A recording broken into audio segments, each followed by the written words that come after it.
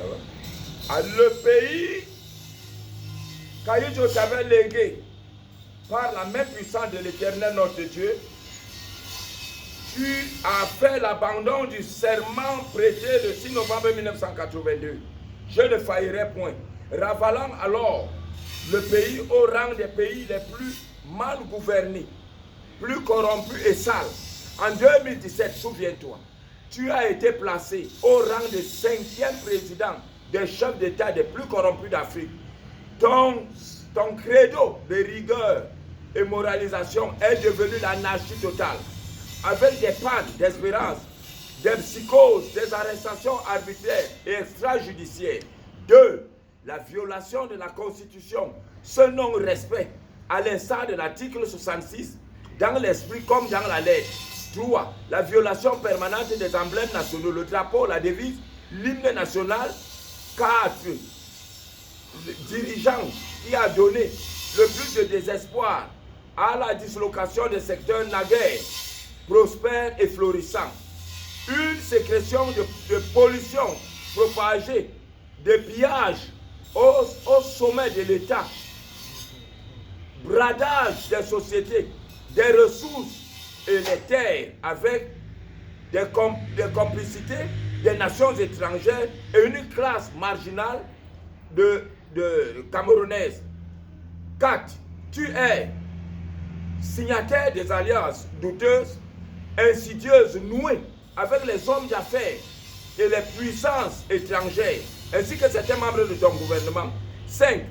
Chef des ratés dans tous les plans politiques, économiques, social, démocratiques, culturels. Aujourd'hui, même dans le plan sportif qui nous restait. 6.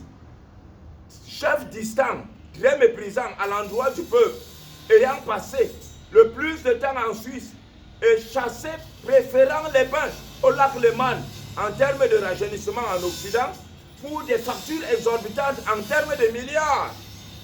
Prélèvement sur prélèvement dans la main des contribuables et dans leur dos.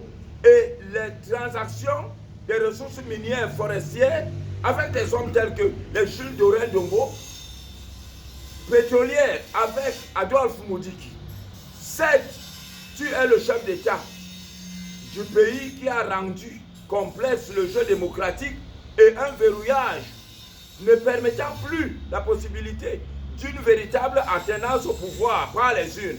Un procédé qui s'avère d'office écarté malgré les tentatives des autres leaders d'opposition et le peuple.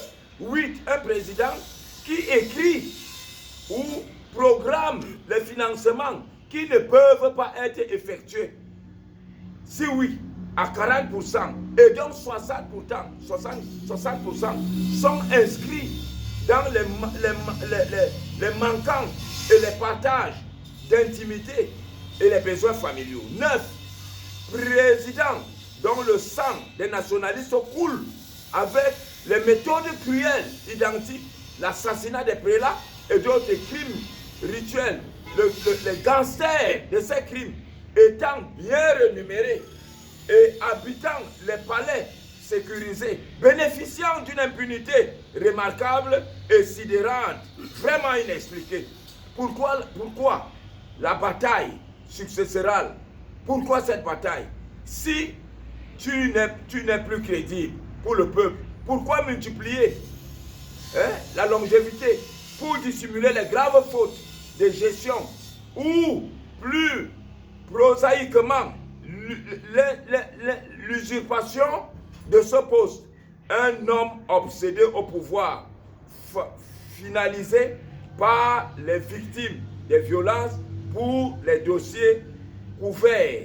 C'est la gouvernance de l'impunité, les détournements des deniers publics, la corruption accélérée, la chambre du contrôle supérieur de l'État étant devenue un marché où les coupables vont blanchir leurs dossiers noirs avec des contreparties et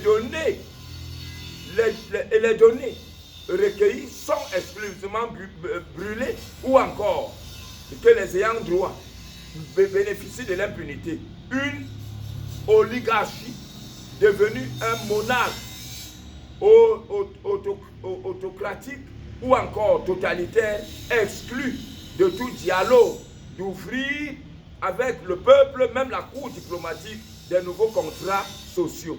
Je m'arrête encore là et je vais continuer pour les autres points.